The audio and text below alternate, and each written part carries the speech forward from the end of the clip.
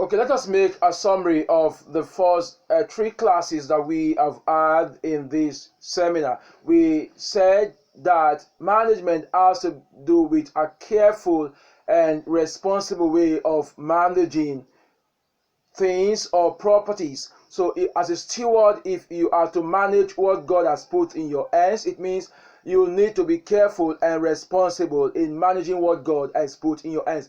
God also was the one that first displayed this quality of management. And I said in the land of Israel, God put down a particular management skills that enhances the flow of wealth so that the poor in the land will not lack.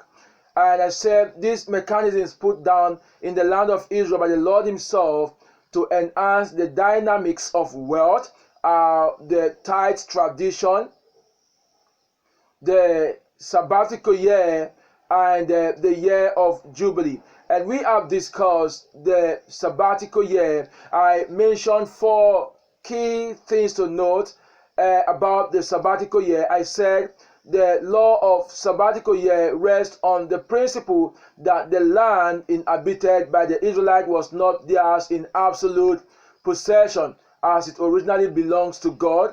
I said servants were to be granted their freedom. I also said that debts to fellow Israelites were to be forgotten during this year. Then I said everything is to be common. Now I mentioned references like Exodus 23 verse 10 to 11, Leviticus 25 2 to 7, and I advise that you study these things at home. Now if you study that Leviticus properly, you understand that you can as well add another key factor in the sabbatical year. Remember I said that God put down this mechanism so that there will be no lack in the land. God doesn't want to see the poor to cry or the strangers to be in want or to be wandering in the land of Israel. So these mechanisms were put down to control lack in the land of Israel. In Leviticus 25 verse 6, Leviticus 25 verse 6, let's see what that place says quickly, because some of you probably have not gone through the scriptures that were mentioned. But let us read Leviticus 25 verse 6. That place said that, and the Sabbath of the land shall be meat for you, for thee, and for thy servant, and for thy maid, and for thy hired servant, and for thy strangers that sojourned with thee, and for thy cattle, and for the beasts that are in thy land shall all the increase thereof be meat. Now if you read from verse 3, it says, 6 years thou shalt sow thy field, and 6 years thou shalt prune thy vineyard, and gather in the fruit thereof. But in the 7th year shall be a Sabbath of rest unto the land, a Sabbath for the Lord. Thou shalt neither sow thy field, nor prune thy vineyard.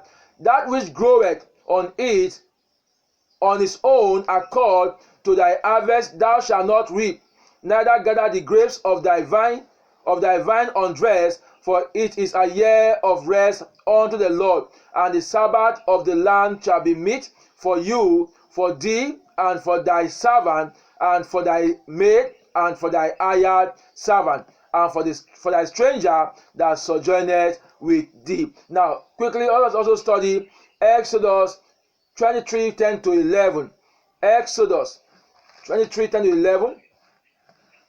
That place says, and 6 years thou shalt sow thy land, and shalt gather in the fruits thereof. But the 7th year thou shalt let it rest and lie still, that the poor of thy people may eat, and what they leave the beasts of the field shall eat.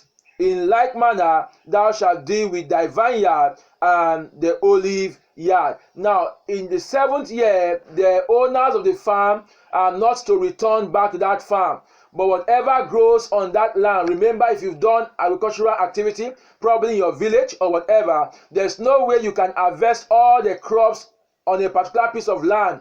No matter how good you are at harvesting crops, you will not be able to harvest all the crops on that land. So you end up going, and they will come up again, they'll start growing, or they'll start shooting out again.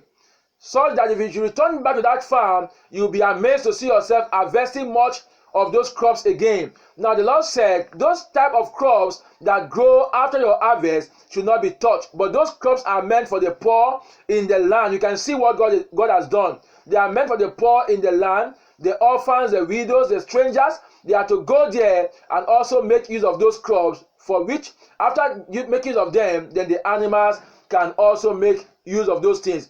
Some traditions still carry out these practices of allowing the crops on the ground after harvesting to be used by those poor people in the land that have no farmlands or no activity of such to survive on. They still let those things be. Now, we also talked about the Jubilee, the year of Jubilee. We said the principle of Jubilee was to see that no one grows exorbitantly rich in the land. Also, the purpose of the year of Jubilee is to emphasize the principle that the land could never be owned permanently. That's what I said, that in the year of Jubilee, all property reverts naturally to the first users or original owners. And I said also the freehold of agricultural land could never, therefore, be sold in perpetuity. So you can't sell out your property forever. So those that buy your property will always check the year that is left to attaining or to reaching at the 50th year, because on the 50th year, properties are to be turned back to the original owner. So these are some of the mechanisms put down by the Lord himself in the land of Israel. Remember I said also in these 2 years, the person who is owing you money, you just let go of whatever is owing you, because those years are seen to be the years of release. So you don't owe any person guilty for not paying your money. So on the 7th year or the 50th year, you have to let go of those that are owing you money, especially the brothers or the Jewish people. And I said for the strangers or the non-Jewish people, now you can collect your money from them, or by mercy, or if you're kind enough, you can let them also go with the money. So these are some key factors you need to note about the year of Jubilee and the sabbatical year. So in our next other class, we shall be considering the tithe tradition, and I will encourage us to carefully pay attention to this tithe tradition teaching to know better about the culture of Israelites, or the nation of Israel, how tithe was being practiced in the land of Israel. For now, if you have any question to ask in what we've treated in the previous sections, you can forward your answers to me. God bless you.